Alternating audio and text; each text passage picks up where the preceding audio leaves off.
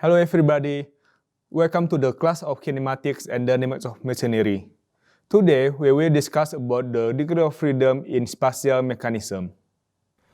Before we go to the spatial mechanism, I want to remind you about the definition of the kinematic degree of freedom. We have two definitions of the degree of freedom. The first one is the number of the independent variable needed to define position of an object at any time. And then the second definition is the number of the possible motion. Let's see the degree of freedom of a link in the spatial mechanism. An object in three-dimensional has 6 degrees of freedom. It can move in x direction, in y direction, and in z direction.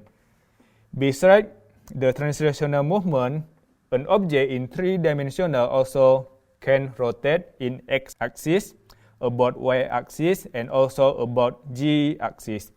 So in total, an object in three-dimensional has 6 degrees of freedom. And then how about the lower pairs in the spatial mechanism? We have the revolute joint, only have 1 degree of freedom. It means that the revolute joint reduce 5 degrees of freedom. And then we have the prismatic joint. It can move only in one direction, adhere in the x direction, so the prismatic joint has 1 degree of freedom. The helical joint remove 5 degrees of freedom from 6 to 1 degree of freedom. The cylindrical joint has 2 degrees of freedom, and the spherical joint remove or reduce 3 degrees of freedom, becomes 3 degrees of freedom, and the planar joint also has 3 degrees of freedom. For the higher pairs, the number of degrees of freedom depend on whether the contact is slip or not. For example, I will use the cylindrical surface on the plane without slipping.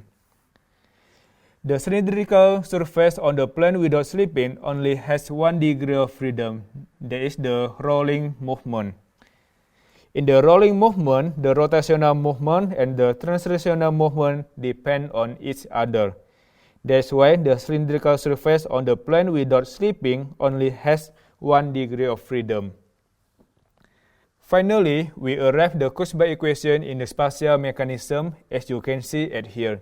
6 at here because the link in the spatial mechanism has 6 degrees of freedom. And then at here L minus 1 because 1 is for the ground, and we have joint type 1 that remove 5 degrees of freedom, joint type 2 remove 4 degrees of freedom, joint type 3 reduce 3 degrees of freedom, joint type 4 reduce 2 degrees of freedom, and finally joint type 5 only remove 1 degree of freedom. So that's all for this segment.